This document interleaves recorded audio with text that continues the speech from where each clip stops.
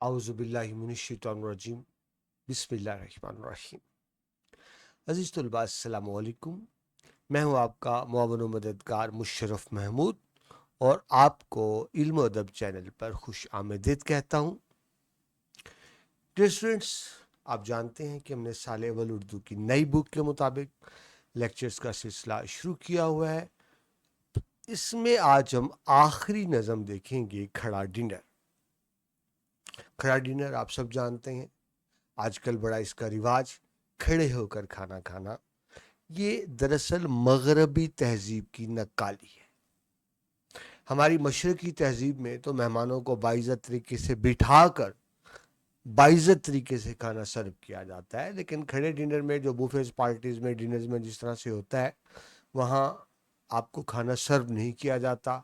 Dishes پڑی ہوتی ہیں، آپ نے پلیٹیں لینی ہوتی ہیں، لائن میں لگ کر کھڑا ہونا ہوتا ہے، خود کھانا ڈالنا ہوتا ہے اور کھڑے ہو کر کھانا ہوتا ہے.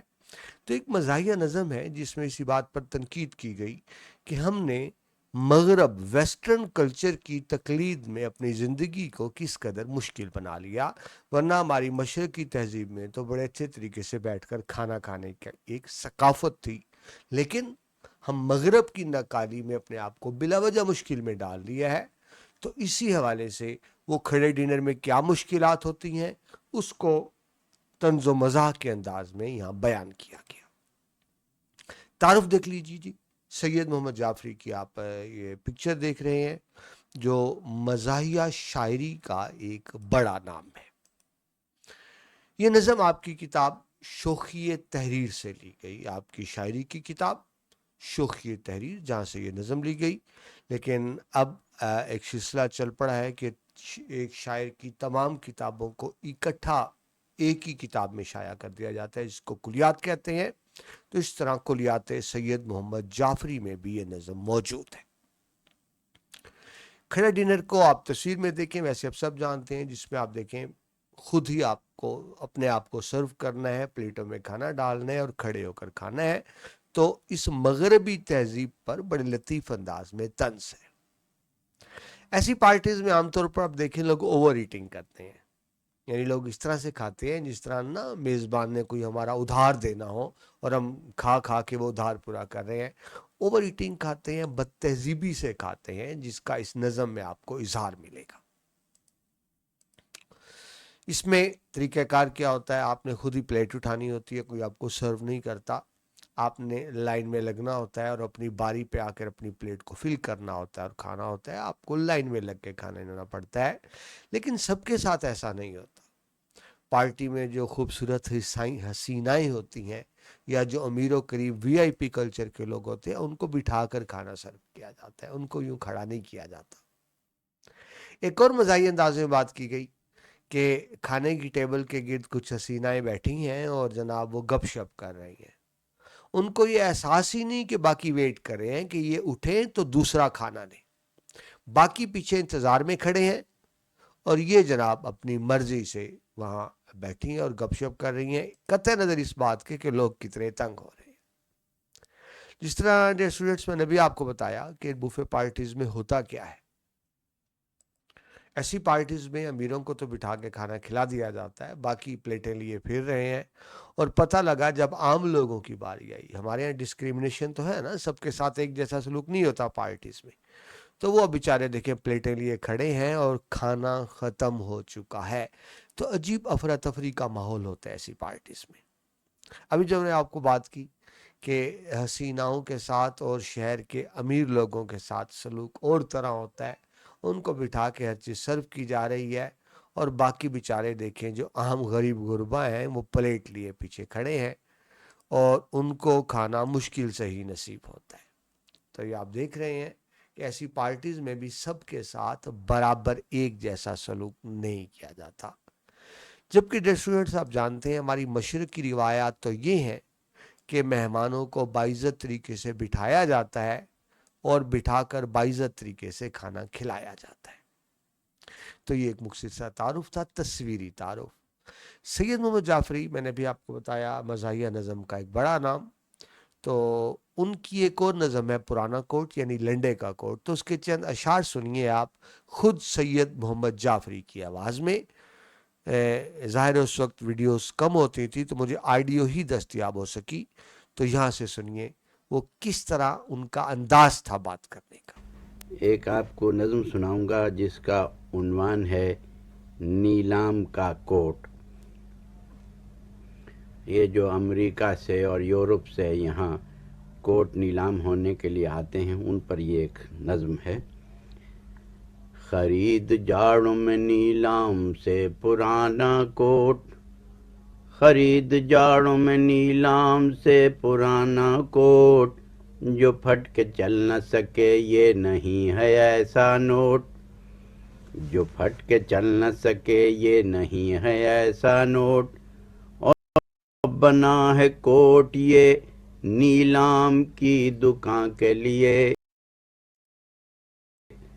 صلاح عام ہے یاران نکتہ داں کے لیے، اور بڑا بزرگ ہے یہ آزمودہ کار ہے یہ، کسی مرے ہوئے گورے کی یادگار ہے یہ. ایک آپ کو نظم سناؤں گا جس کا عنوان ہے. جی جناب. ڈیئر اسٹوڈنٹس، آپ نے دیکھا کہ کس طرح سے مزاحیہ انداز میں یہ اپنی نظم کو پیش کر رہے تھے سید محمد جعفری. جی جناب، اب اس تصویری تعارف کے بعد ہم باقاعدہ نظم کا شروع کرتے ہیں. جی، سید محمد جعفری، عمر 71 سال، 1905 سے 1976. ان کے حالات زندگی کی بات کریں تو نام سید محمد جعفری، والد کا نام سید محمد علی جعفری جو ماہر تعلیم بھی تھے اور گورنمنٹ اسلامیہ کالج لاہور کے پرنسپلز بھی تھے. سو ان کو گھر سے یہ ایک ادبی ماحول ملا. پیدائش ہوئی ہے آپ کی بھرت پور ہندوستان میں، لیکن تعلیمی مراحل آپ نے سارے لاہور میں آ کر مکمل کیے. تعلیم کی بات کریں تو بڑی دلچسپ صورتحال نظر آتی ہے کہ مختلف مضامین میں آپ نے تعلیم اور ڈگری حاصل کی. کیمسٹری میں آپ نے بی ایس آنرز کیا، جس سے صاف نظر آتا ہے سائنس کے بندے ہیں. لیکن پھر آپ دیکھیں فارسی میں ماسٹر ڈگری لی، ایم اے کیا، ایم اے او کیا ماسٹر آف اورینٹل سے، مختلف زبانوں کے حوالے سے. پھر انگریزی ادب میں بھی ایم اے کیا، اور اس کے ساتھ ساتھ مصوری اور سنگ تراشی کی بھی آپ نے باقاعدہ تعلیم حاصل کی. تو اس سے آپ دیکھیں پتہ لگتا ہے کہ وہ متنوع شخصیات کے مالک تھے، یعنی وہ اللہ تعالیٰ نے انہیں مختلف طرح کی صفات سے نوازا تھا. عملی زندگی کا آغاز انہوں نے اخبار ذمہ دار سے کیا، مولانا ظفر علی خان کا اخبار، لیکن بڑی جلدی علیحدگی اختیار کر لی. پھر مختلف اداروں میں تدریس یعنی ٹیچنگ کرتے رہے. پاکستان بننے سے پہلے 1940 میں انفارمیشن آفیسر بنے محکمہ اطلاعات دلی میں، لیکن پاکستان بننے کے بعد انہوں نے مائیگریٹ کیا، ہجرت کی، پاکستان منتقل ہو گئے. 1964 میں بحیثیت پریس اینڈ کلچرل اتاشی ان کا تقرر ہوا، جو ایک بڑا عہدہ ہوتا ہے. آپ کے اسلوب کی بات کریں تو مزاحیہ شاعری آپ کی شناخت، اردو کے سب سے بڑے مزاحیہ شاعر اکبر الہ آبادی. اکبر الہ آبادی کے بعد آپ اردو ادب کے دوسرے بڑے مزاحیہ شاعر. آپ اکبر الہ آبادی سے متاثر بھی ہیں، ان کے مداح بھی ہیں اور ان کے رنگ میں لکھتے بھی ہیں. صغیر سنی یعنی کم عمری سے ہی آپ کی تیز حصے مزاح تھی، اور مزاح وہی لکھ سکتا ہے جس میں فطری حصے مزاح موجود ہو، ورنہ صاف نظر آتا ہے مصنوعی سا شعر ہے. شعر کہنے کا فطری ملکہ یعنی عبور ہے، جو کہنا چاہتے ہیں بہت آسانی سے کہہ دیتے ہیں. نہایت ذہین مزاح نگار ہے. مزاح کی لطافت اور شفتگی اس میں زیادہ ہے، طنز کم ہے. مزاح میں ہنسی ہوتی ہے، آپ ہنساتے ہیں. طنز میں آپ دوسرے کی دل آزاری کرتے ہیں. تو مزاح کی لطافت آپ کے ہاں بہت نظر آتی ہے، طنز بہت کم ہے. معاشرتی رویوں اور تضادات کا اظہار ہے، جس طرح میں نے ابھی بتایا کہ بوفے پارٹی میں جو امیر غریب کا فرق کیا جاتا ہے، وہ جو ایک کلاس ڈسکریمنیشن ہے وہ اس میں آپ کو نظر آئے گی. غالب اور اقبال کے مصروں کی عمدہ تضمین کرتے ہیں. تضمین یہ ہوتا ہے کہ ایک شاعر اپنا کلام کہے، لیکن اپنے کلام کے اندر مصرع کسی دوسرے شاعر کا استعمال کر لے، اس کو تضمین کہتے ہیں. تو آپ دیکھتے ہیں کہ غالب اور اقبال کی عمدہ تضمین آپ کے ہاں ملتی ہے. آپ کے شعری مجموعوں کی بات کریں تو شوخی تحریر اور تیر نیم کش آپ کے 2 شعری مجموعے ہیں جن کو کلیات سید محمد جعفری کے نام سے شائع کیا گیا. اب جانتے ہیں کلیات کا مطلب ہوتا ہے کسی شاعر کے تمام کتابوں کو ایک ہی شکل میں شائع کر دیا جائے. تو یہ ایک مختصر سا تعارف تھا. اب ہم بڑھتے ہیں نظم کی طرف. کھڑا ڈنر. اچھا یہ دیکھ لیجیے اس نظم کی حیت کیا ہے. یہ نظم مسدس کی شکل میں. مسدس 6 کو کہتے ہیں, یعنی ایسی نظم جو مختلف بند ہوں جس کے اندر, اور ہر بند میں 6 مصرے, 3 شعر ہوں یا 6 مصرے ہوں اور الگ الگ بند ہو تو اس کو مسدس کہتے ہیں. اس طرح آپ جانتے ہیں مسدس علی مولانا الطاف حسین علی کی مشہور نظم, تو یہ بھی آپ دیکھیں مسدس کی شکل میں ایک نظم ہے کھڑا ڈنر, جو آپ کی شاعری کی کتاب شوخی تحریر سے لی گئی ہے. تو اس تعارف کے بعد اب باقاعدہ نظم کی طرف آتے ہیں. تو بڑھتے ہیں پہلے بند کی طرف. کھڑا ڈنر ہے غریب الدیار کھاتے ہیں, بنے ہوئے شترے بے مہار کھاتے ہیں, وہ اپنی میز پر ہو کر سوار کھاتے ہیں, کچھ ایسی شان سے جیسے ادھار کھاتے ہیں, شکم غریب کی یوں فرسٹ ایڈ ہوتی ہے, ڈنر کے سائے میں فوجی پریڈ ہوتی ہے. مشکل الفاظ دیکھ لیں جی. غریب الدیار, غریب غربت سے ہے, اس کا مطلب ہے وطن سے باہر ہو. یہ امیر غریب والا نہیں, مطلب وطن سے باہر ہونا. دیار وطن کو کہتے ہیں. غریب الدیار جو اپنے وطن سے باہر ہوں یعنی مسافر ہوں. تو غریب الدیار تو مسافر کو کہتے ہیں, لیکن یہاں اس کا مطلب ہے عام لوگ, یعنی دعوت میں آئے ہوئے عام لوگ, ان کو مزاح کے انداز میں غریب الدیار کہا گیا. ڈنر آپ جانتے ہیں شائع شام کا رات کا کھانا, لیکن ضروری نہیں کہ یہ رات کا کھانا ہی ہو, کوئی بھی دعوت پارٹی اس کو بھی عام طور پہ ڈنر کہا جاتا ہے. تو کھڑا ڈنر یعنی ایسی دعوت جس میں لوگ کھڑے ہو کر کھانا کھاتے ہیں اور ان کو کھانا سرو نہیں کیا جاتا, خود ہی انہوں نے ڈشز کو میں سے کھانا فل کرنا ہوتا ہے اور کھڑے ہو کر کھانا ہوتا ہے. تو مصرع ہوا جی کھڑا ڈنر ہے غریب الدیار کھاتے ہیں, یعنی عام لوگ کھا رہے ہیں, بنے ہوئے شترے بے مہار کھاتے ہیں. شتر کہتے ہیں جی اونٹ کو, بے مہار, مہار کہتے ہیں لگام کو, بے مہار جس کی لگامیں نہ ہو. اونٹ کو نہ لگام کے ساتھ مالک کنٹرول کرتا ہے, لیکن بے مہار کا مطلب اس کی لگامیں چھوڑ دی جائیں, اپنی مرضی سے ادھر ادھر پھرتا رہے, مطلب بے لگام بے قابو.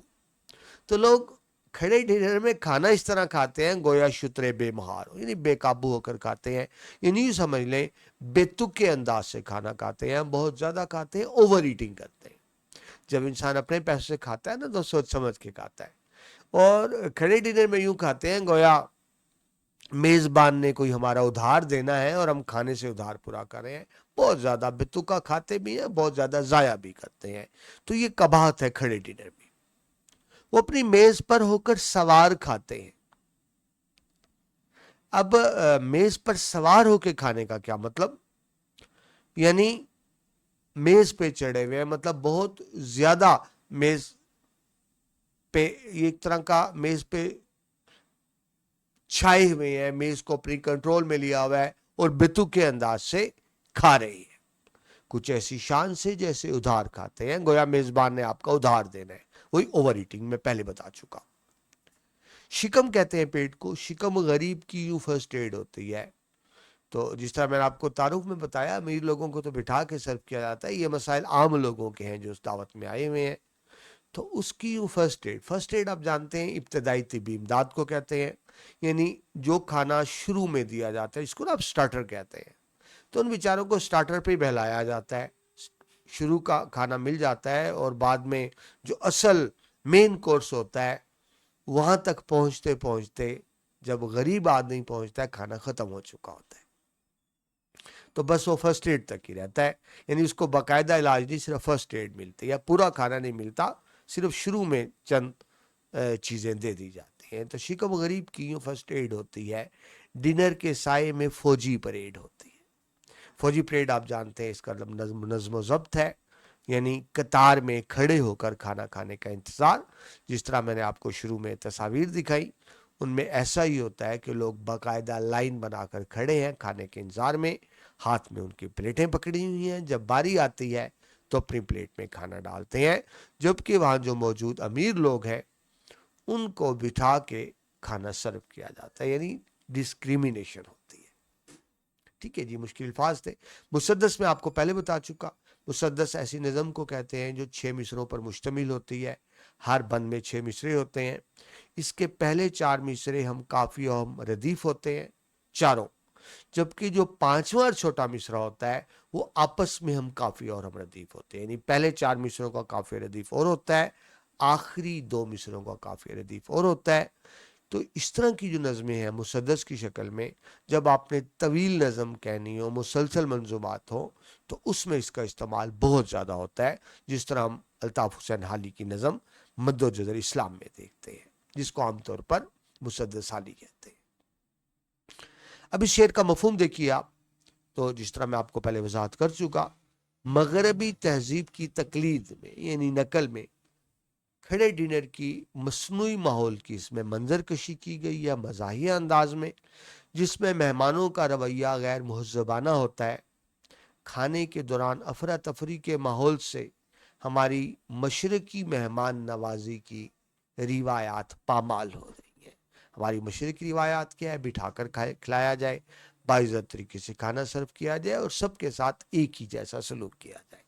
کھڑے ڈنر میں آپ کو بٹھایا نہیں جاتا، آپ کھڑے ہیں اور سب کے ساتھ ایک جیسا سلوک بھی نہیں ہو رہا۔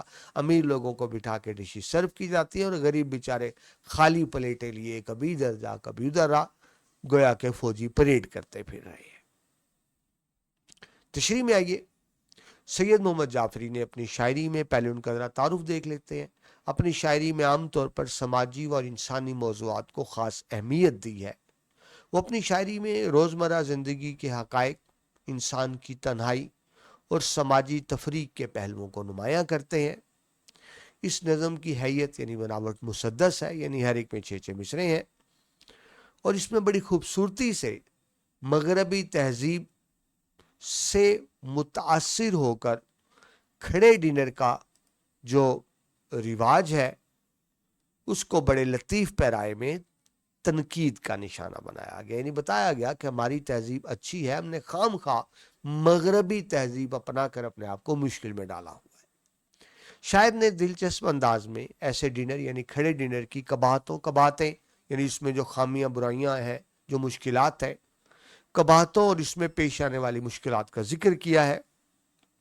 یہ نظم کھڑا ڈنر مغرب کی دیکھا دیکھی ہمارے معاشرے میں شادی بیاہ اور دیگر تقریبات کے موقع پر کھڑے ہو کر کھانا کھانے کے نظام پر ایک بڑا ہی لطیف طنز ہے۔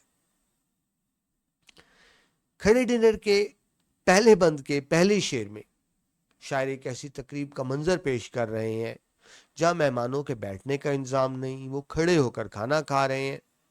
غریب الدیار کا مطلب ہے کہ جو لوگ اپنے وطن سے دور ہیں، مطلب جو تقریب میں اپنے آپ کو اجنبی محسوس کریں، یعنی وہ غریب لوگ جو اپنے آپ کو اجنبی محسوس کر رہے ہیں، مزاح میں ان کو غریب الدیار کہا گیا۔ شتر بے مہار یعنی بے لگام اونٹ کی مانند مہمان کھانے پر ٹوٹ پڑے ہیں، جس سے ظاہر ہوتا ہے کہ تقریب میں نظم و ضبط کا فقدان ہے، یعنی کمی ہے، اور مہمانوں کا جو رویہ ہے وہ بھی غیر مہذب ہے۔ پہلے بند کے پہلے دوسرے شعر میں شاعر ان مہمانوں کی طرف اشارہ کر رہے ہیں جن کے کھانے کا انداز ایسا ہے گویا وہ میز پر سوار ہو، مطلب بتو کے انداز سے وہ نا اٹھا کے ٹھونس کے کھانا۔ ان کا انداز بے تکلف اور غیر رسمی ہے، جیسے ادھار کھاتے ہیں۔ اس کا مطلب یہ ہے کہ ان کے کھانے کا انداز ایسا ہے گویا میزبان نے ان کا کوئی ادھار دینا ہے اور وہ ادھار کی رقم پوری کرنے کے لیے کسی شکر گزاری کے بغیر، لحاظ کے بغیر، ہرس کرتے ہوئے بہت زیادہ کھانا پلیٹوں میں بھر رہے ہیں۔ اب ظاہر سب کھایا نہیں جائے گا، کھا بھی ہرس سے رہے ہیں، لیکن کھانے سے زیادہ بہت سا ضائع بھی کر رہے ہیں، یعنی اللہ کی نعمتوں کی ناشکری بھی کر رہے ہیں۔ ایسی تقریبات میں اکثر مہمانوں کا رویہ غیر مہذبانہ ہوتا ہے، جس سے ہماری مہمان نوازی کی روایات پامال ہو رہی ہیں، اور اب ایسی دعوتیں محض ایک دکھاوا رہ گیا۔ پہلے بند کے تیسرے شعر کی طرف آئیں تو اس میں بتایا گیا کہ غریبوں کو بھگا دوڑا کر ان کے پیٹ کی بھوک کو فرسٹ ایڈ یعنی ابتدائی طبی امداد کی طرح عارضی طور پر ختم کیا جا رہا ہے. بھوک لگی ہو نا، کبھی ادھر جا رہے ہیں ادھر جا رہے ہیں، خالی پلیٹیں ہاتھیں پکڑی ہیں، دوڑتے پھرے ہیں ادھر ادھر، تو یہ ایک طرح کی ان کو فرسٹ ایڈ دی جا رہی ہے. اس کے بعد ڈنر کے سائے میں ایک طرح سے فوجی پریڈ ہوتی ہے، یعنی لوگوں کو کھانے کے اصول کے لیے ایک قطار بنا کر کھڑا ہونا پڑتا ہے اور مطلوبہ ڈشز کی تلاش کے لیے باقاعدہ دوڑنا بھاگنا پڑتا ہے، جسے ازراہ تفنن یعنی مزاح کے طور پر فوجی پریڈ سے تشبیہ دی گئی ہے. شاعر اس شعر میں اس خیال کا اظہار کر رہے ہیں کہ وہی کھانا مہذب انداز سے بیٹھ کر بھی کھایا اور کھلایا جا سکتا ہے، مگر ہم نے محض مغرب کی نقالی میں نہ صرف اپنی تہذیب و ثقافت کو فراموش کر دیا ہے بلکہ اپنی زندگی کو مصنوعی اور مشکل بھی بنا لیا ہے. ان اشعار میں بڑے لطیف انداز سے مغربی طرز زندگی کی اندھا دھند تقلید اور معاشرتی تضادات پر روشنی ڈالی گئی ہے. شاعر نے اس نظم میں تقریبات میں مہمان نوازی کی بجائے دکھاوے پر زور دینے، مہمانوں کے غیر مہذب رویے اور کھانے کے لیے بھاگ دوڑ کو بڑے ہی طنزیہ انداز میں پیش کیا ہے. پہلے بند میں استعمال شدہ صنعتوں کی طرف آئیں تو صنعت تشبیہ کا استعمال ہے، جیسے ادھار کھاتے ہیں، یعنی مہمانوں کے رویے کی طرف اشارہ ہے. بتوکے انداز سے کھا رہے ہیں تو تشبیہ ہے. صنعت استارہ کا استعمال ہے، شترے بے مہار، یعنی بڑے ہی غیر مہذبانہ طریقے سے کھا رہے ہیں، اوور ایٹنگ کر رہے ہیں، کھانا ضائع کر رہے ہیں بتوکے انداز سے. یعنی فرسٹ ایڈ غریبوں کی بھوک کو عارضی طور پہ ختم کرنا ہے، ادھر ادھر دوڑا کر یا چھوٹا موٹا کوئی سٹارٹر ابتدائی چیز دے کر سیلیڈ وغیرہ، تو وہ مزاح میں اس کو فرسٹ ایڈ کہا گیا. ڈنر اور فوجی پریڈ میں صنعت تضاد ہے، کیونکہ فوجی پریڈ میں ڈسپلن ہوتا ہے اور ڈنر میں ڈسپلن نہیں ہوتا، لوگ ایسے ہی دیوانوں کی طرح ادھر بھاگ رہے ہیں، تو ایک طرح کی صنعت تضاد بھی اس کے اندر موجود ہے. حوالے کے اشعار کی طرف آئیں تو سید ضمیر جعفری کی بھی ایک مزاحیہ نظم ہے ایسے ہی بوفے پارٹی کے بارے میں، تو اس نظم کے 4 شعر جو یہاں ریلیٹ کرتے ہیں. تو سید ضمیر جعفری نظم میں لکھتے ہیں، کہتے ہیں بوفے دعوت پہ بلوایا گیا ہوں، بوفے دعوت پہ بلوایا گیا ہوں، پلیٹیں دے کے بہلایا گیا ہوں، کبابوں کی رکابی ڈھونڈنے کو کئی میلوں میں دوڑایا گیا ہوں. دوڑتے پہ رہے ہیں. برائے قتل قتلہ ہائے ماہی، مچھلی کا ٹکڑا، برائے قتل قتلہ ہائے ماہی، چھری کانٹے سے لڑوایا گیا ہوں، اور ضیافت کے بہانے در حقیقت مشقت کے لیے لایا گیا. تو حقیقت ایسی پارٹیوں میں مشقت زیادہ ہے، دوڑ دھوپ زیادہ ہے، آپ ڈھونڈ رہے ہیں، بھاگ رہے ہیں، لائنیں لگ رہے ہیں، پلیٹیں بھر رہے ہیں، یہ کر رہے ہیں، وہ کر رہے ہیں. تو یہ مغربی تہذیب کی نقل میں ہم نے آپ کو خام کا مشکل میں ڈال لیا. اسی بات کو اقبال عظیم بیان کرتے ہیں اپنے شعر میں. وہ کہتے ہیں اپنی مٹی پہ ہی چلنے کا سلیقہ سیکھو، اپنی مٹی پہ ہی چلنے کا سلیقہ سیکھو، سنگ مرمر پہ چلو گے تو پھسل جاؤ گے. تو بات ہوئی ہم اپنی تہذیب کو چھوڑ کر مغربی تہذیب کو اپنائے ہوئے ہیں اور خام خواہ اپنی زندگی کو ہم نے مشکلات میں اور پریشانیوں میں ڈالا ہوا ہے. بڑھتے ہیں جی دوسرے بند کی طرف، جس میں 3 شعر آپ جانتے ہیں مسدس میں. کھڑے ہیں میز کنارے جو ایک پیٹ لیے. اب یہاں پیٹ کا مطلب ہے وہ بڑا سارا پیٹ، بڑی ساری توند، مطلب خود غرضی. وہ کہتے ہیں نا میرا پیٹ بھرنا چاہیے، تو یہ بڑا سا پیٹ لیے خود غرضی کے معنوں میں آیا. کھڑے ہیں میز کنارے جو ایک پیٹ لیے، انہی نے کوفتے اپنے لیے لپیٹ لیے. یعنی کوفتوں کی ڈش آئی تو انہوں نے کیا کیا، پھرتی سے چمچ سے یا ہاتھ سے ہی سارے کوفتے اٹھا کے اپنی پلیٹ میں ڈال لیے اور باقی دیکھتے رہ گئے. یعنی خود غرضی کی انتہا ہے نا. یعنی بجائے کہ آپ طریقے تمیز سے لیں، سارے کوفتے اٹھا کے اپنی پلیٹ میں ڈال لیے. اسے لپیٹنے کا مطلب دوسروں کا حق کھانا. انہوں نے کوفتے اپنے لیے لپیٹ لیے، ادھر ادھر کے جو کھانے تھے سب سمیٹ لیے، سب اپنی پلیٹ میں بھر لیے. اور کھڑا تھا پیچھے سو میں رہ گیا پلیٹ لیے. میں پیچھے لائن میں کھڑا تھا، میں نے یوں بدتمیزی سے کھانا نہیں ڈالا، میں اپنی باری کا انتظار کرتا رہا اور جب میری باری آئی تو ڈشز خالی ہو چکی تھی، میں اپنی خالی پلیٹ لیے ہاتھ میں کھڑا تھا۔ یہ میز ہو گئی خالی، اب اور کیا ہوگا؟ پلاؤ کھائیں گے احباب فاتحہ ہوگا۔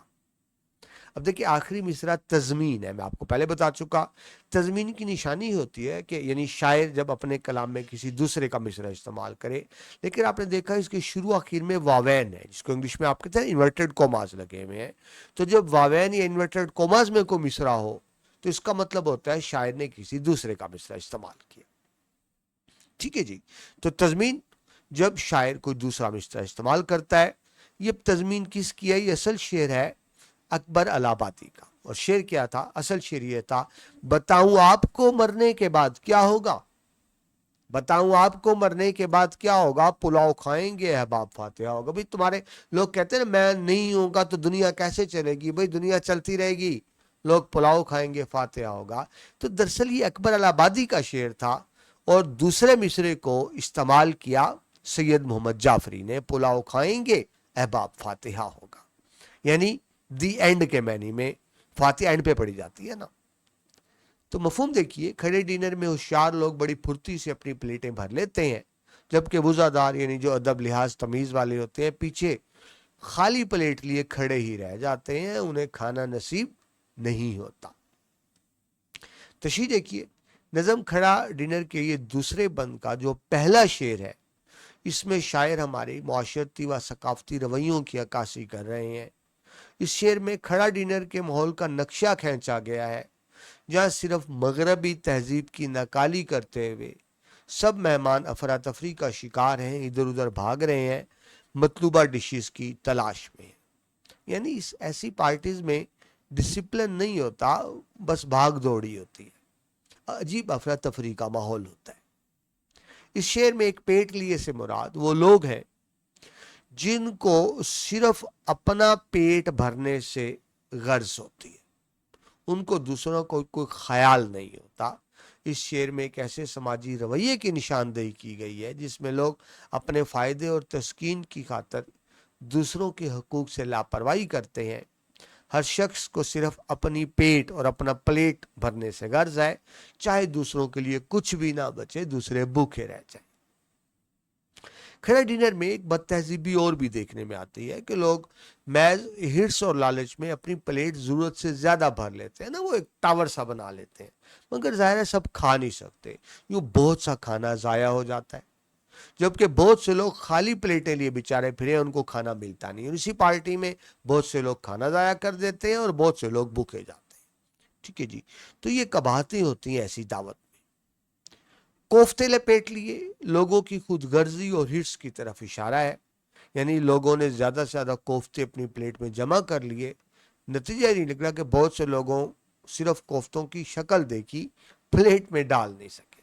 ظاہر ہے یہ کوفتے علامت ہے، یعنی دعوت میں موجود جو مہنگی ڈشز ہوتی ہیں، دیکھیں نا کچھ چیزیں سستی ہوتی ہیں، کچھ مہنگی ہوتی ہیں، تو سب کو یہ لالچ ہرس ہوتا ہے اور پلاننگ ہوتی ہے کہ جو مہنگی ڈشز ہیں، جو مہنگے آئٹمز ہیں، وہ اٹھا کے پلیٹیں بھر لیں، سستے آئٹمز کو چھوڑ دیں۔ تو یہ کوفتے و مہنگی ڈشز کی نشاندہی کر رہے ہیں۔ یہ شعر ان سماجی رویوں پر طنز اور تنقید ہے جہاں اجتماعی خوشیوں اور رسم و رواج کی جگہ خود غرضی نے لے لی، مادہ پرستی نے لے لی۔ شاعر بیان کرتا ہے کہ معاشرے میں کچھ لوگ اپنی خوشی فائدہ کے لیے دوسروں کے حقوق کو نظر انداز کر دیتے ہیں، حتیٰ کہ رسم و رواج اور اخلاقی تقاضے بھی اسی لالچ اور خود پسندی کے سامنے بے معنی ہو کر رہ جاتے ہیں۔ کھڑے ڈنر کے دوسرے بند کے دوسرے شعر کی اگر بات کریں تو اس میں معاشرتی ناانصافیوں کی تصویر پیش کی گئی ہے۔ شاعر ایک ایسی منظر کی عکاسی کر رہا ہے جہاں کھانے کی دعوت میں موجود لوگ وزاداری کا مظاہرہ کرتے ہوئے اپنی خالی پلیٹ لیے باری کے انتظار میں کھڑے ہیں، لیکن اکثر بھوکے رہ جاتے ہیں۔ یا پیچھے کھڑا تاکہ الفاظ میں بڑی خوبصورتی سے معاشرے کی ان طبقات کی بھی نشاندہی کی گئی ہے جو پیچھے رہ گئے ہیں، یعنی جنہوں نے فیئر طریقے سے چلے پیچھے رہ گئے، اور جنہوں نے لوٹ کھسوٹ کی اور دو نمبری کی وہ آگے نکل گئے، تو پیچھے رہ جانے والے اس طرف بھی اشارہ۔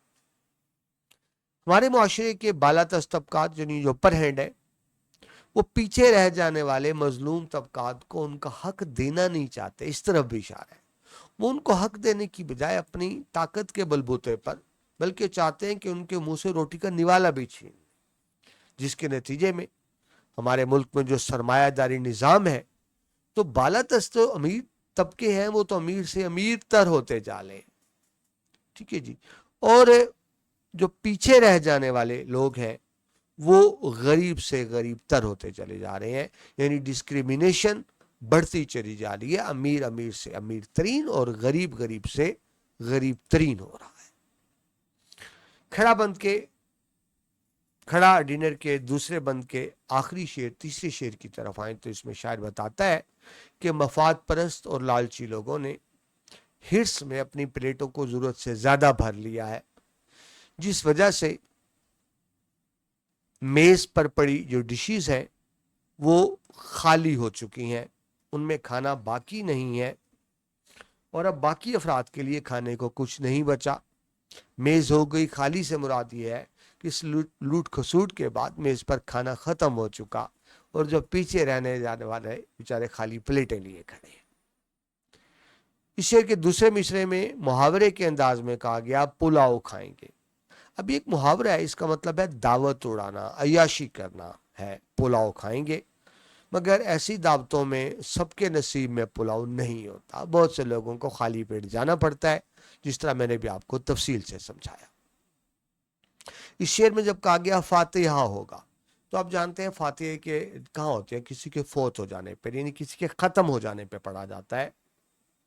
تو کیا فاتحہ ہوگا کا مطلب ہے کہ کھانا ختم ہو چکا، یعنی دی اینڈ کے معنوں میں یہ لفظ فاتحہ ہے۔ تو بڑے پرلطف انداز میں کھانا ختم ہو جانے اور باقیوں کو بھوکا رہ جانے کے لیے لفظ استعمال کیا گیا، فاتحہ ہوگا۔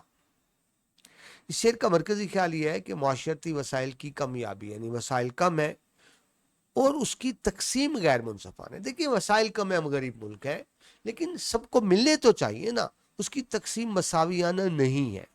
جو طاقتور طبقے ہیں وہ سارے وسائل پہ قبضہ کر لیتے ہیں اور غریب بیچارے کے تو منہ سے نوالا تک چھین لیتے ہیں۔ تو وسائل کم تو ہیں، ان کی تقسیم بھی غیر منصفانہ ہے۔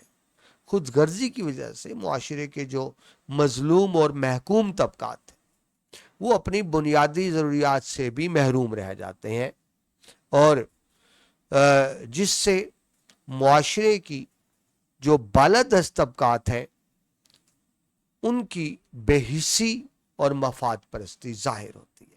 ان اشعار میں سید محمد جعفری نے طنز و مزاح کے پردے میں بہت عمدگی سے سماجی ناانصافیوں کی طرف ہماری توجہ دلائی ہے۔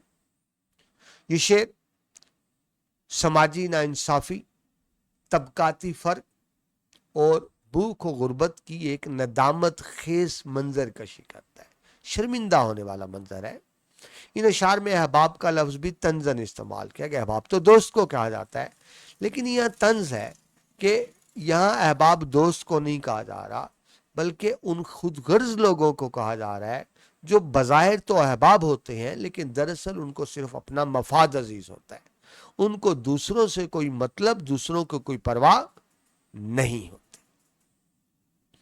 اب آ جائے ادبی سندوں کی طرف، تو اس دوسرے بند میں سند تشبیہ کا استعمال کیا گیا۔ جب کہا گیا نا فاتحہ ہوگا تو یہ فاتحہ ہوگا کا مطلب کھانا ختم ہونے کی تشبیہ ہے۔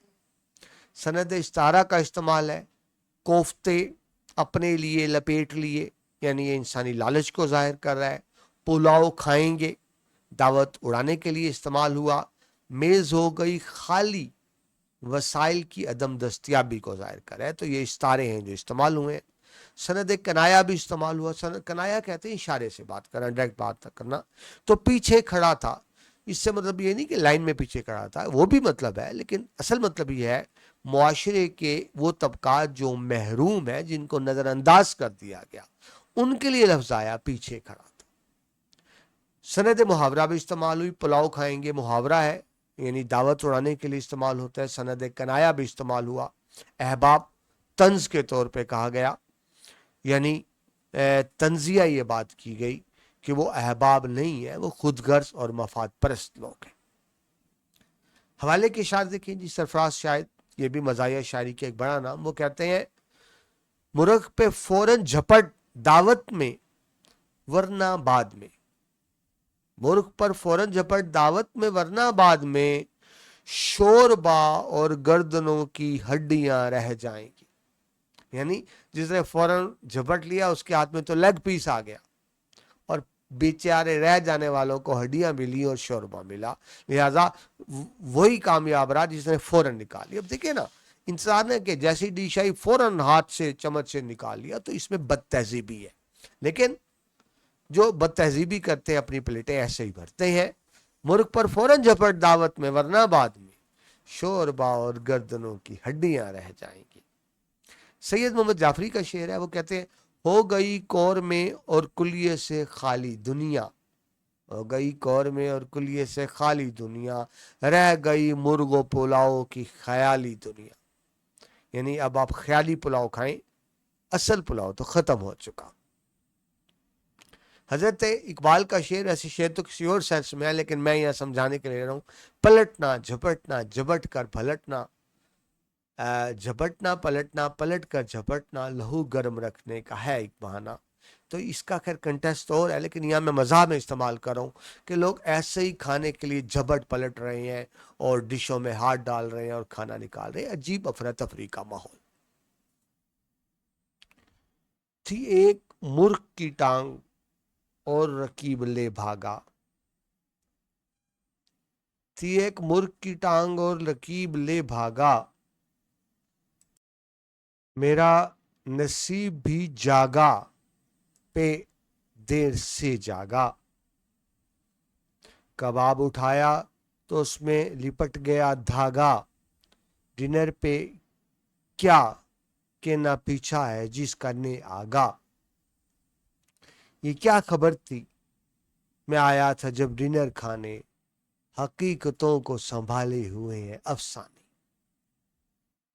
مشکل الفاظ ہے کہ نہیں تھی ایک مرغ کی ٹانگ. مرغ کی ٹانگ تو آپ جانتے ہیں لیگ پیس کو کہتے ہیں, جو ایک باقاعدہ پیس ہوتا ہے. رکیب ویسے کہتے ہیں دشمن کو, اردو شاعری میں رکیب کا لفظ بڑا استعمال ہوا, لیکن یہاں مراد ہے حق تلفی کرنے والا. یعنی بعض لوگ اپنی پلیٹیں بہت زیادہ بھر لیتے ہیں, اوور کھا بھی نہیں سکتے, اور باقی بیچاروں کو کھانا ملتا نہیں, تو یہاں رکیب سے مطلب حق تلفی کرنے والا ہوگا. تھی ایک مرغ کی ٹانگ, ایک ہی مرغ کی ٹانگ تھی اور رکیب نے جناب اٹھائی اور پلیٹ میں ڈال کے لے گیا. میرا نصیب بھی جاگا پہ, پہ جس کو پر ہم پر کہتے ہیں, پر دیر سے جاگا. یعنی جب تک میرا نصیب جاگا کھانا ختم ہو چکا تھا. یعنی مطلب یہ ہوا کہ جب تک میں ڈشز تک پلیٹ لے کے پہنچا تو ڈشز خالی ہو چکی تھی. اور نصیب دیکھیے, کباب اٹھایا تو اس میں لپٹ گیا دھاگا. کباب جو اٹھایا تو اس کے ساتھ دھاگا لپٹا ہوا تھا. ٹھیک ہے, میں وہ دھاگا کھولنے میں رہ گیا اور اس دوران ساری ڈشز خالی ہو گئی. میں اسی میں الجھا رہ گیا, یعنی میں الجھ گیا, میں خود بھی اس دھاگے میں الجھ گیا. ڈنر یہ کیا, یعنی تنقید کریں, یہ کیسا ڈنر ہے, نہ پیچھا ہے جس کا نے آگا. نے بھی نہیں کو کہتے ہیں جس کا آگے پیچھے کوئی نہیں, یعنی جس کا کوئی سرا ہی نہیں ہے. ٹھیک ہے جی. کباب سیخ پر بھنے گوشت کو کہتے ہیں. ٹھیک ہے جی. یہ کیا خبر تھی میں آیا تھا جب ڈنر کھانے, میں تو بہت کچھ سوچ کے آیا تھا, یہ ہوگا وہ ہوگا, پیٹ بھر کے کھائیں گے, لیکن ہوا کیا, حقیقتوں کو سنبھالے ہوئے ہیں افسانے. یعنی وہ افسانہ ہی رہ گیا, میں پیٹ بھر کر کھا نہیں سکا. تو یہ آخری جو مصرع آپ دیکھ رہے ہیں, حقیقتوں کو سنبھالے ہوئے افسانے, تو یہ تضمین ہے, یہ بھی تضمین ہے. اور تضمین آپ پہلے پڑھ چکے ہیں, جب کوئی شاعر اپنے کلام میں کسی دوسرے شاعر کا مصرع استعمال کر لے اس کو تضمین کہتے ہیں. یہ تضمین ہے دراصل مجاز لکھنوی کے شعر کی. اور مجاز لکھنوی کا شعر کس طرح ہے, اصل شعر اس طرح سے ہے, عدم کے دوش پہ قائم ہے کائنات کا وجود, عدم کے دوش پہ قائم ہے کائنات کا وجود, حقیقتوں کو سنبھالے ہوئے ہیں افسانے. یعنی جن چیزوں کو ہم افسانے سمجھ لیتے ہیں ان میں حقیقتیں موجود ہوتی ہیں. تو اس مصرے کو سید محمد جعفری نے استعمال کیا یہاں پر کہ سوچ کے تو کیا کچھ آئے تھے اور ہوا ہمارے ساتھ کیا. مفہوم دیکھیے جی پورے بند کا, یعنی 3 شعروں کا. اس میں بتایا گیا کہ کھڑے ڈنر میں جس کے ہاتھ جو کچھ آتا ہے وہ اپنی پلیٹ میں ڈال لیتا ہے. ہر طرف چھینا چھپٹی کا ماحول ہوتا ہے اور کھانا ضائع ہو رہا ہے اور بہت سے لوگ بھوکے ہیں. تشریح میں آئے تو یہ تیسرے بند کے پہلے شعر میں شاعر بیان کر رہے ہیں کس بارے میں؟ انسانی ہرس اور لالچ کے بارے میں. انسان کے مفاد پرستانہ رویے کو انہوں نے طنز اور مزاح کے پیرے میں بیان کیا ہے اور بتایا ہے کہ مغربی تہذیب کی ناکالی میں جو کھڑے ڈنر کی خرابیاں ہیں، قباحتیں ہیں، ان کو بڑے دلچسپ انداز سے پیش کیا. اس شعر میں مرغ کی ایک ٹانگ سے مراد صرف لیگ پیس نہیں ہے، ہم تو لیگ پیس کہتے ہیں، نہیں، اس سے مراد دراصل دستیاب وسائل ہیں. طنز ہے کہ جو ملک کے مسائل ہیں وہ طاقتور طبقہ چھین لیتا ہے. عام غریب شخص کو، غریب طبقے کو وسائل نہیں ملتے، یعنی ملک کے طاقتور طبقے جن میں وڈیرے ہیں، جاگیردار ہیں، بیوروکریٹ ہیں، یہ چھین لیتے ہیں. تو ان کے لیے مزاح میں لفظ مرغ کی ٹانگ استعمال کیا. مطلب یہ کہ ملک کی دستیاب وسائل طاقتور طبقہ چھین لیتا ہے. معاشرے کے دیگر طبقات بنیادی ضروریات سے بھی محروم رہ جاتے ہیں. اس شعر میں نصیب جاگا مگر دیر سے جاگا سے مراد ہے کہ غریبوں بیچارے کے عام لوگوں کے نصیب سوئے رہتے ہیں اور جب ان کے نصیب جاگتے ہیں تو وسائل ختم ہو چکے ہوتے ہیں اور وہ پھر محروم رہ جاتے ہیں.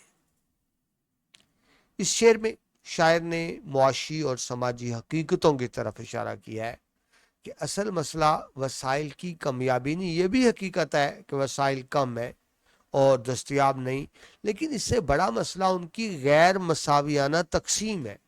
ایک تو ملکی وسائل کم ہے لیکن ان پہ بھی طاقتور طبقات نے قبضہ کیا ہوا ہے اور غریب لوگ اپنے حق سے محروم ہیں. کھڑے ڈنر کے تیسرے بند کے دوسرے شعر میں شاعر بیان کر رہے ہیں کہ کھڑے ڈنر میں کھانے کے دوران پیش آنے والی سنجیدہ مشکلات کا ذکر کر رہے ہیں لیکن مزاح کے انداز میں بیان کر رہے ہیں.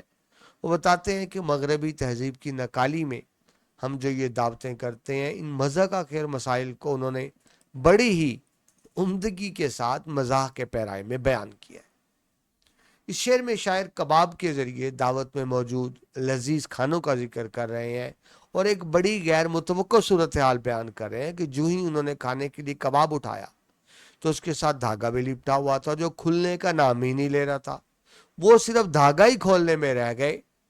کھانے کا سارا مزہ کرکری ہو گیا اور جب تک دھاگا کھلا باقی ڈشز خالی ہو چکی تھی. یعنی یہاں عجیب و غریب صورتحال کی بیان کیا گیا کہ کچھ سمجھ نہیں آیا کہ اس کو کھانا کس طرح سے ہے. اب اس کا مطلب یہ بھی ہے کہ اس میں نا بوفے میں ڈشز بھی عجیب و غریب ہوتی ہیں، سمجھ نہیں آتا ان کو کھانا کیسے. یہاں دھاگا لپیٹنے سے مراد زندگی کی مشکلات اور الجھنیں ہیں جو ہمیشہ ہم سے لپٹی رہتی ہیں اور ہمارے لیے ان مشکلات سے جان چھڑانا مشکل ہو جاتا ہے. امیر آدمی تو زندگی سے بھرپور لطف اندوز ہوتا ہے اور غریب آدمی بیچارہ بس بنیادی ضروریات کے پیچھے ہی بھاگتا رہتا ہے ساری زندگی. اس شعر میں ایک مرتبہ پھر بتایا گیا کہ ہم اپنی تہذیب و ثقافت کو نظر انداز کر کے مغربی تہذیب کو اپناتے ہیں، ان کی تقلید کرتے ہیں، ان کی رسومات کو اپناتے ہیں اور اس کو تنقید کا نشانہ بنایا گیا کہ مغربی تہذیب کی تقلید میں اپنائی گئی رسومات کو بیان کرتے ہیں. یہ ایسی رسومات ہیں جو ہماری تہذیب و ثقافت کے مطابق نہیں ہیں بلکہ اس کے خلاف ہے. یہی وجہ ہے کہ یہ ہمارے لیے رحمت کی بجائے زحمت بن چکی ہیں، مصیبتیں بن چکی ہیں، مغربی تہذیب کی اس طرح کی خرافات، برائیاں، کھڑے ڈنر جیسی. لیکن اس کے باوجود بھی ہم ان سے چپکے ہوئے ہیں اور ان سے جان چھڑا نہیں پا رہے. یعنی ہم اپنے لیے خود ہی مشکلات کھڑی کر رہے ہیں. تیسرے بند کے تیسرے اور آخری شعر میں شاعر بیان کرتے ہیں کہ انہیں کھڑے ڈنر میں ایسی صورتحال کا سامنا کرنا پڑا جس کی انہوں نے کبھی توقع بھی نہیں کی تھی، کیونکہ مغربی تہذیب کے زیر اثر کھڑے ہو کر زیر اثر کھڑے ہو کر کھانے کا یہ انداز جو ہے یہ ہماری روایات، مشرقی روایات سے بالکل مختلف ہے. ایک مصنوعی سا ایک ماحول ہے جس کی وجہ سے ہم مشکلات کا شکار ہوتے ہیں. ہماری مشرقی روایات میں تو مہمان کو بڑی عزت دی جاتی ہے، تکریم دی جاتی ہے، اسے عزت ساتھ بٹھایا جاتا ہے، ٹھیک ہے جی، اور اس چیز کا خاص طور پر خیال رکھا جاتا ہے کہ کسی چیز کی کمی نہ ہو، مہمان پیٹ بھر کے کھانا کھائیں، یہ ہماری مشرقی روایات ہے۔ لیکن مغربی روایات کے زیر اثر آپ دیکھ رہے ہیں لوگ پلیٹیں لے کے بھاگ رہے ہیں، کبھی ادھر بھاگ رہے ہیں، کبھی ادھر بھاگ رہے ہیں، اور بہت سے لوگ بغیر کھائے چلے جاتے ہیں۔ ایک بدصورتی ہے مطلب یہ کھانا، لیکن کیا ہے، ہم نے مغرب کی تقلید میں اس کے ساتھ چپکے ہوئے ہیں، تو ایک طنز ہے مغربی تہذیب پر بھی۔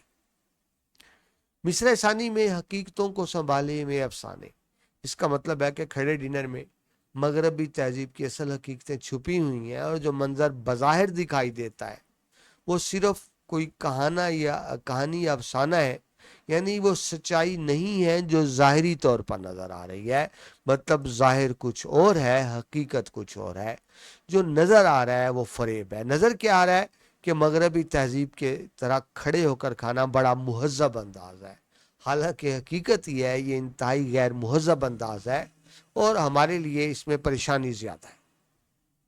ان اشعار میں معاشرے کے ان افراد پر بڑے لطیف انداز میں طنز کیا گیا جو احساس کمتری کی وجہ سے اپنی تہذیب و ثقافت کو چھوڑ بیٹھے ہیں، مغربی تہذیب کو اپنائے ہوئے ہیں۔ تو کھڑا ڈنر بھی کھانا پیش کرنے کا ایسا مغربی انداز ہے جو ہماری تہذیبی روایات سے مطابقت نہ رکھنے کی وجہ سے عام افراد کے لیے زحمت بن جاتا ہے۔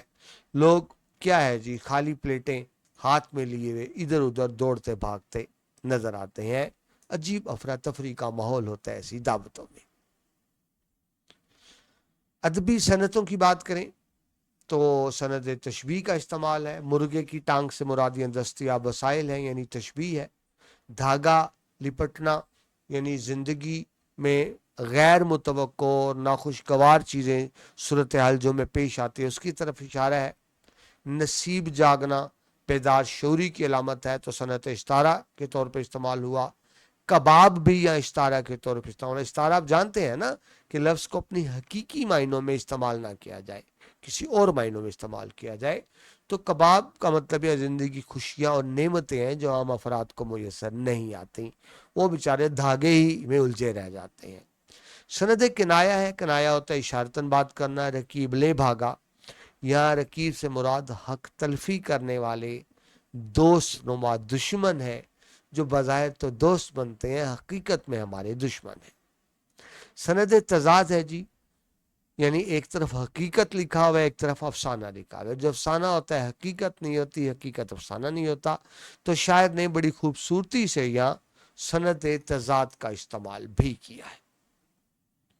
اب آ جائیے حوالے کے اشعار کی طرف۔ دلاور فگار کا شعر ہے، وہ کہتے ہیں یارب میرے نصیب میں عقل حلال ہو، یعنی رزق حلال۔ یارب میرے نصیب میں عقل حلال ہو، کھانے کو قورمہ ہو، کھلانے کو دال ہو۔ یعنی طنز ہے کہ ہمیں تو قورمہ ملے، ہم کسی کے پاس جائیں تو ہمیں قورمہ ملے، ہمارے پاس کوئی آئے تو ہم اس کو دال کھلائیں۔ تو ایک طنز کیا گیا کہ ہم اس طرح سے کرتے ہیں۔ اور شعر دیکھیے، پھر دیکھتے ہی دیکھتے بھگدڑ سی مچ گئی، ایسا لگا کہ ہاتھ سے وقت سہل گیا، یعنی آسانی ختم ہو گئی۔ پھر دیکھتے ہی دیکھتے بھگدڑ سی مچ گئی، ایسا لگا کہ ہاتھ سے وقت سہل گیا۔ میں نے کہا کہ بھائیوں موقع تو دیکھیے، کہنے لگے کہ ہٹ پرے موقع محل گیا۔ یعنی ایسے موقع پہ لوگ موقع مال نہیں دیکھتے، اور عجیب افراتفری کا ماحول ہوتا ہے کھڑے ڈنر میں۔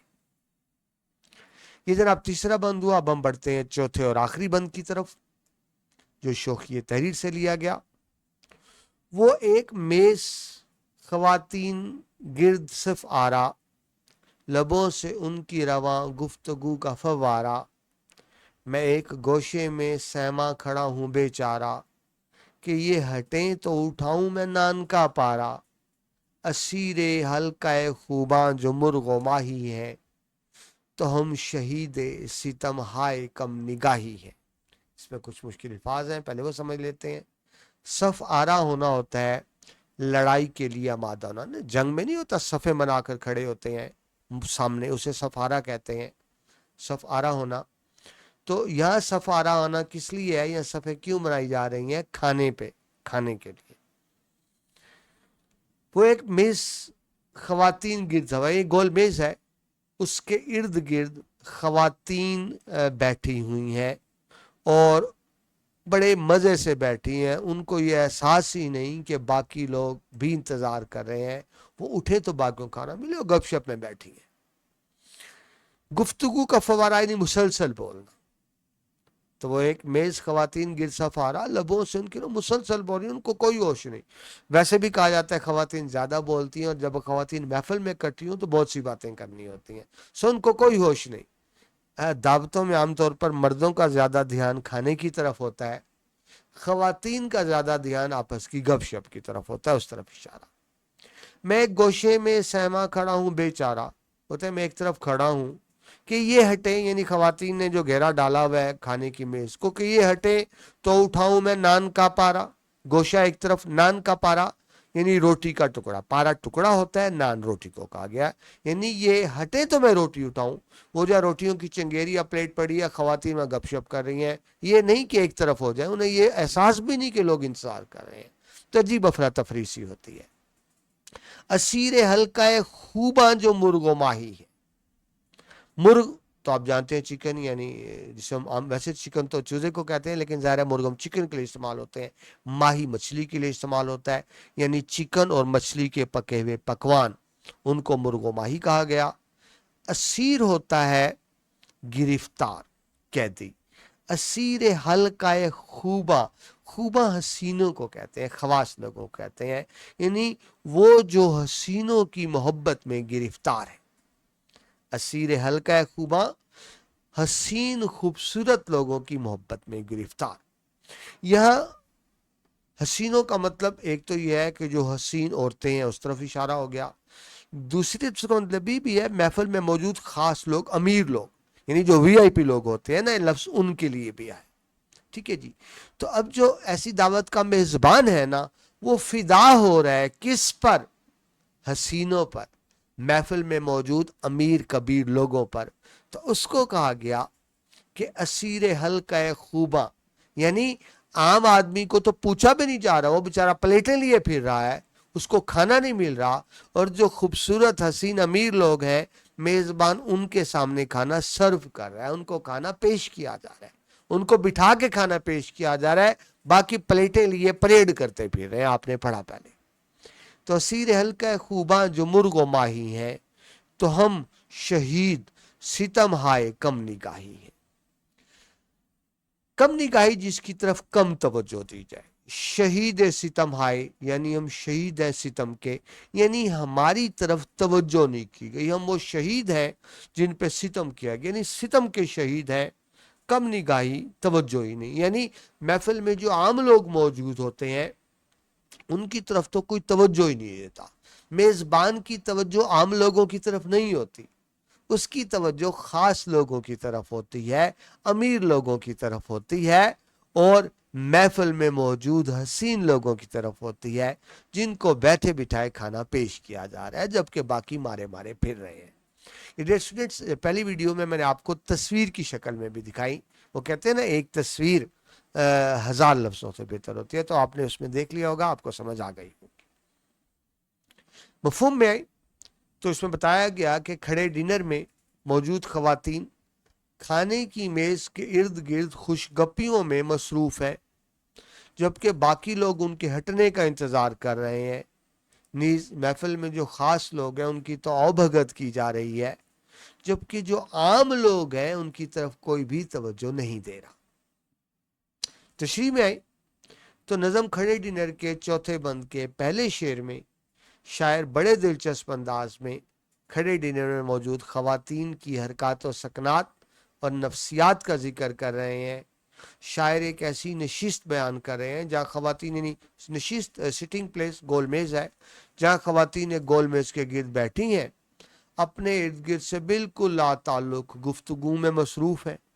ان کی لبوں سے رواں ہے گفتگو کا فوارغ، مسلسل بول رہی ہیں، بے تکان بول رہی ہیں، مسلسل تبادلہ خیال کر رہی ہیں، ان کو بالکل خیال نہیں ہے کہ وہ میز کے گرد بیٹھی ہیں اور باقی لوگ انتظار کر رہے ہیں کھانے کا۔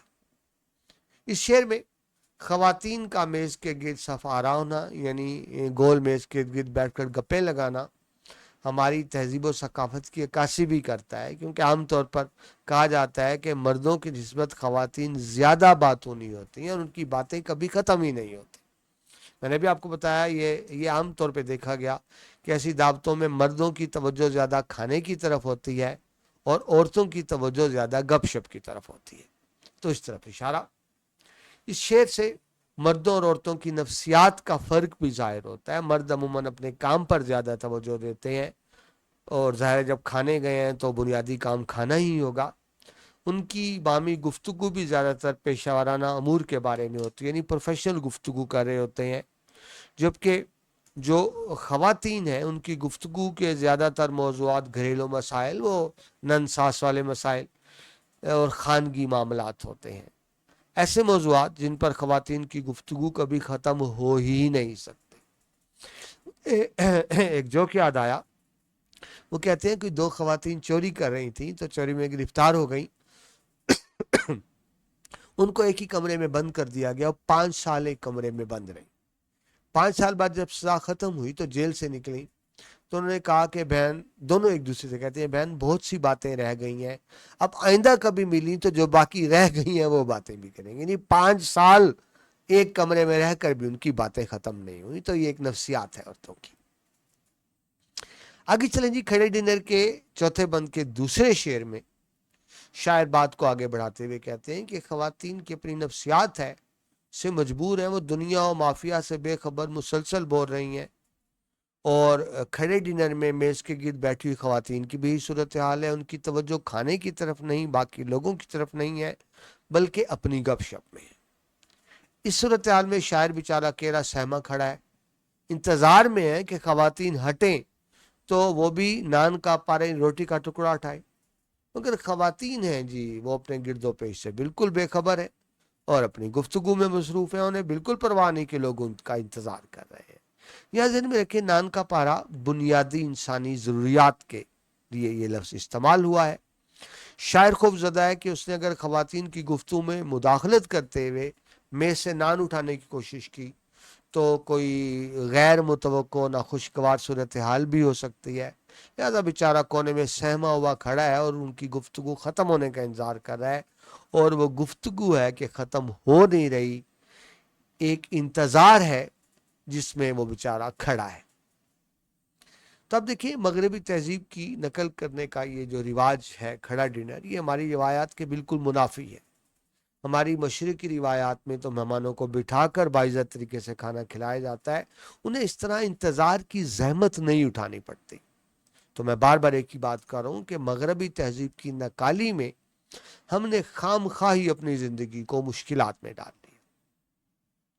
کھڑے ڈنر کے چوتھے بند کے تیسرے اور نظم کے آخری شعر کی طرف آئیں تو اس میں شاعر بیان کرتا ہے کہ مرغ یعنی چکن ہو سکتا ہے، چکن قورمہ ہو سکتا ہے، مرغ بریانی ہو سکتی ہے، ماہی یعنی مچھلی کے لذیذ کھانے صرف خوباں کے سامنے ہی پیش کیے جاتے ہیں۔ خوباں آپ کو بتایا، حسین لوگ یا وہاں پہ موجود وی آئی پی لوگ، یعنی معاشرے کا طاقتور طبقہ، ان کو خوباں کہا گیا۔ تو یہ مرغوں ماہی صرف انہی کو پیش کی جاتی ہے۔ اس شعر میں خوباں سے مراد، جس طرح بھی آپ کو بتایا، صرف حسین خوبصورت چہرے نہیں، بلکہ یہاں مراد معاشرے کے وہ بالا طبقات بھی ہیں جن کو ہم اشرافیہ اور امراء کہتے ہیں۔ ساری نعمتیں صرف انہی کو میسر ہے، اور یہ مرغ و ماہی صرف انہی کو ہی پیش کیے جاتے ہیں، یعنی نعمتیں ان کے لیے ہیں۔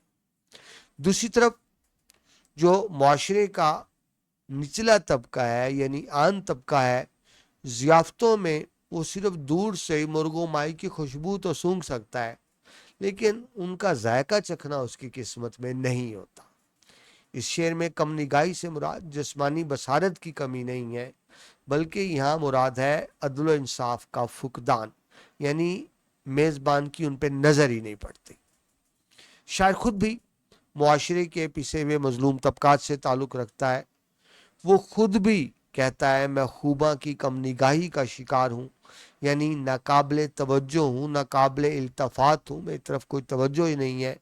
مرغ و ماہی اس کی دستر اوقات سے باہر ہے، وہ بھی صرف دور سے ہی ان کو دیکھ رہا ہے، خوشبو سونگھ رہا ہے جس سے اس کی بھوک اور اشتہا میں اضافہ ہو رہا ہے. یہاں شاعر بیان کرتا ہے کہ کھڑے ڈنر جیسی ضیافتوں میں سب کو ایک جیسا کھانا بھی نصیب نہیں ہوتا. خوباں یعنی جو معاشرے کے بالاتر طبقات ہیں یا جو حسین لوگ ہیں، ان کے سامنے تو مزیدار کھانے میز پر سجائے جاتے ہیں. عام لوگ خالی پلیٹیں لیے گھوم رہے ہیں، اپنے باری کا انتظار کر رہے ہیں یا پریڈ کر رہے ہیں. اور ہوتا یہ ہے کہ انہیں امیروں سے بچا کھچا کھانا ہی نصیب ہوتا ہے. تو آپ دیکھیں کہ اس طرح شاعر نے اس آخری شعر میں جو طبقاتی تفاوت کہتے ہیں فرق کو، امیر غریب کا فرق، اور اس کا اظہار آپ کو دعوتوں میں نظر آتا ہے کہ کسی کو بٹھا کر کھلایا جا رہا ہے اور بیچارہ کوئی خالی پلیٹیں لیے ادھر ادھر دوڑ رہا ہے. تو یہ طبقاتی تفاوت آپ دیکھیں گے. ظاہری معیار پرستی دیکھیں گے کہ سب کے ساتھ ایک جیسا معیار نہیں ہے، سماجی ناانصافی ہے، اس پہ گہرا طنز ہے. اس شعر میں مرغ و ماہی کی مثال کے ذریعے معاشرے میں موجود طبقات پر گہرا طبقاتی نظام پر، یعنی ڈسکریمنیشن ہے، سب برابر نہیں ہے، تو جو طبقاتی نظام ہے اس پر گہرا طنز ہے. یہ شعر معاشرے میں موجود ظاہری حسن پرستی، معاشرتی ناانصافی اور فکری پسماندگی کو بھی ظاہر کرتا ہے. ادبی صنعتوں کی طرف آئیں جی. تو گفتگو کا فوارہ یعنی مسلسل بولنا فوارے کی طرح، تو سند تشبیہ استعمال ہوئی. نان کا پارا یعنی روٹی کے ٹکڑے سے مراد چھوٹی بنیادی انسانی ضروریات ہیں جن کو نان کا پارا کہا گیا. مرغ و ماہی کا لفظ یہاں استعمال ہوا لذیذ کھانوں کی نشاندہی کے لیے. سند استارہ بھی اس کے اندر موجود ہے. استارہ یعنی بظاہر لفظ کچھ اور اصل مطلب کچھ اور. اسیر حلقہ خوباں سے مراد یہاں حسینوں کی قید لی گئی ہے. سند کنایا کا بھی استعمال ہے. جب شہید ستم ہائے کم نگاہی ایک کنایا ہے جو کم نظر آنے یا کم قدر کیے جانے، یعنی غریبوں کی طرف کوئی دیکھتا ہے نہیں، نگاہ ہی نہیں جاتی ان کی طرف، تو اس طرف اشارہ ہے. کنایا اشارتن. سند مبالغہ ہے. یا شہید کا لفظ درد اور دکھ کی کیفیت کو بڑھانے کے لیے استعمال، ظاہر کوئی شہید تو نہیں ہوا کھانے میں، مطلب درد کی انتہا کے لیے استعمال ہوا. سند ایام ہے. حلقہ خوباں سے مراد خوبصورت اور بالاتست طبقہ اشرافیہ یعنی اپر کلاس. آخر میں جی حوالے کے اشعار دیکھیں. ہر طرف دعوت نظارہ ہے، چشم حیراں کدھر کدھر دیکھے. کبھی ادھر بھاگ رہے ہیں ادھر بھاگ رہے ہیں. انسانی نفسیات ہے ایسی، پارٹیز میں انسان کوشش کرتا ہے، کچھ ڈشز سستی ہیں، کچھ مہنگی ہیں، کچھ کھانے زیادہ مزیدار ہیں، تو اس طرف لوگ زیادہ بھاگ رہے ہیں. تو اب یہ بھی کنفیوژن ہوتی ہے انسان کیا کھائے اور کیا نہ کھائے، کیا کھائے اور کیا چھوڑے. تو عجیب افراتفری کا ماحول ہوتا ہے، کیونکہ اگر آپ نے انتظار کیا تو ڈشز خالی ہو جائیں گی، دوسرے لوگ لے جائیں گے، تو اب سمجھ نہیں آتی پلیٹ میں پہلے کیا ڈالیں اور کتنا ڈالیں. اس طرف اشارہ. چشم حیراں کدھر کدھر دیکھے. اور شعر دیکھیے مزاح کے انداز میں. روٹھے ہوئے معدے کو، سٹومک جس میں ہم کھانا سٹور کرتے ہیں پیٹ میں، روٹھے ہوئے معدے کو منانا ہی پڑے گا، دنیا میں ہم آئے ہیں تو کھانا ہی پڑے گا. مجبوری بھی تو ہے نا. لیکن ہم اس لیے نہیں کھاتے کہ پیٹ بڑھے، ہم ہرس بہت زیادہ کرتے ہیں، اوور ایٹنگ، کھانے کو ضائع کرنا، وہ بھی ہوتا ہے. اور مزاحیہ شعر دیکھیں. اللہ کرے نہ ختم ہو رغبت کے رات دن. تزمیم کا یہ بھی شعر ہے مزاحیہ. اللہ کرے نہ ختم ہو رغبت کے رات دن، بیٹھے رہیں تصور کھانا کیے. فراز کی غزل ہے نا، تصور جانا کیے ہوئے، تو اس کو مزاح میں کہا گیا. اقبال عظیم کا شعر دیکھیں. وہ کہتے ہیں اپنی مٹی پہ چلنے کا سلیقہ سیکھو، سنگ مرمر پہ چلو گے تو پھسل جاؤ گے. یعنی مغربی تہذیب کی نقالی کرتے ہوئے ہم نے جو کھڑے ڈنر کی رواج اپنایا، اس میں صرف خجالت ہے. بہتر ہے ہم اپنی تہذیب کی طرف اپنائیں، पराई तहजीब को ना अपनाएं। पराई तहजीब जो दिखने में बहुत अच्छी लगती है, हालांकि मगरबी तहजीब में बहुत सी खराबियां हैं। हजरत अल्लामा इकबाल उस तरफ निशानदेही करते हैं, मगरबी तहजीब की खराबियों की तरफ। उन्होंने मगरब को करीब से देखा। वो कहते हैं तुम्हारी तहजीब अपने खंजर से आप ही खुदकुशी करेगी। जो शाखे नाजुक पे आशियाना बनेगा नापायदार होगा। यानी हजरत इकबाल मगरबी तहजीब को नापायदार आशियाना बता रहे हैं। यानी वो जो आशियाना बना है, आज गिरा कल गिरा, ये तहजीब खत्म होने वाली है, तबाह बर्बाद होने वाली है। हमें मगरबी तहजीब की तकलीद नहीं करनी चाहिए। लेकिन क्या हम एहसास कमतरी की वजह से मगरबी तहजीब को अपनाए हुए हैं और अपनी तहजीब और सकाफत को नजरअंदाज किए। ये डियर स्टूडेंट्स, नज़म की तशरीह मुकम्मल हुई। आखिर में इस नज़म का खुलासा देख लें मुख्तलिफ अल्फाज में। सैयद मोहम्मद जाफरी की नज़म खड़े डिनर में शायर ने मुआशरती नाइंसाफ़ी, तबकाती तफरीक यानी फ़र्क और गरीब व अमीर के दरमियान फ़र्क को इंतहाई मुअस्सर अंदाज में तंज़ो मज़ाह के अंदाज मुअस्सर तौर पर तंज़ो मज़ाह के अंदाज में पेश किया। ये नज़म एक ऐसी दावत की मंजर कशी करती है जहां अमीर तबका अयाशी कर रहा है, जबकि गरीब अफराद भूखे प्यासे महज तमाशाई बने हुए यानी प्लेटें लेके फिर रहे हैं। मगरबी तहजीब की नकाली में खड़ा डिनर की ज़ियाफ़त मेहमान नवाजी या इखलाकी इक़दार का मजहर होने की बजाय एक अफरा तफरी का माहौल पेश करती है, जिसमें खवास को तो बाइज़्ज़त तरीके से खाना पेश किया जाता है, मगर आम लोग हाथ में खाली प्लेट पकड़े कतार में खड़े अपनी बारी का इंतज़ार कर रहे हैं और वो इंतज़ार ही करते रह जाते हैं। इस नज़म का बुनियादी मौजू मुआशरती इस्तेहसाल है, यानी अमीर तबका गरीब का इस्तेहसाल कर रहा है, जहाँ दौलतमंद लोग गरीबों का हक मार कर ऐश करते हैं, जबकि मेहनत कश तबका बुनियादी ज़रूरियात से भी महरूम है। शायर ने इस नज़म में मगरबी तहजीब की नकाली को बड़ी उम्दगी से तंज़ो मज़ाह का निशाना बनाया। तो डियर स्टूडेंट्स, ये आपने नज़म देखी। मैंने कोशिश की कि सादा अल्फाज में आपको इस तरह समझाऊं कि आपको समझ भी आ जाए और आपके अच्छे नंबर पे आ जाए। उम्मीद है आपको तशरीह पसंद आई होगी। इसके साथ ही अल्हम्दुलिल्लाह हमारे नज़मों का हिस्सा मुकम्मल होता है और अब हम बढ़ेंगे अस्बाक की तरफ। ये वीडियो यहाँ पर मुकम्मल होती है। अगर डियर स्टूडेंट्स आपको यहाँ से फ़ायदा हो रहा है, और यकीनन हो रहा होगा इंशाल्लाह, तो ये आपका फ़र्ज़ बनता है कि आप अपने इस चैनल को प्रमोट करें। ऊपर आपको रिक्वेस्ट नज़र आ रही है, चैनल को सब्सक्राइब भी किया करें और दोस्तों के साथ शेयर भी किया करें, ताकि इल्म की शम्मा यूं ही जलती रहे, चिराग से चिराग जलता रहे। अपना बहुत सा ख्याल रखिएगा। अगली वीडियो में आपसे दोबारा मुलाकात होती है। अल्लाह हाफ़िज़।